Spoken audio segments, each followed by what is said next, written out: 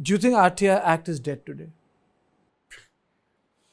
Well, this is a pretty strong statement, but the indications, You're the former commissioner. yeah, the indications are that, well, RTI regime is on the wane, I would say. And it was hit very badly a couple of years back when there was this drastic amendments altering the tenure, the salary, and basically the status of the commissioners.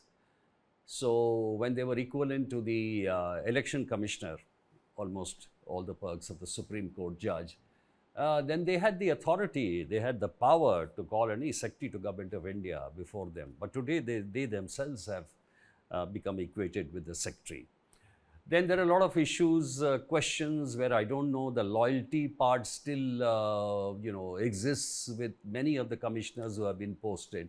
They don't seem to give out information. Then whether it's PM Care Fund, whether it's the bond scheme which SC declared illegal and said clearly that people have a right to know.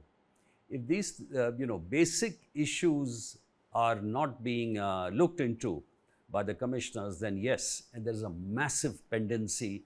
The Central Information Commission was running with 3 commissioners for almost 2 years. So all in all, it really reflected a kind of a gross neglect. And by the way, the postings of the commissioners every time had to be done by the directive of the Supreme Court. So yes, in that respect, what we thought RTI would be, it used to be called a sunshine legislation, is definitely in a bad shape. Has it become a parking place? Yes, it is. It is, because it's very difficult now to surmount that pendency issue.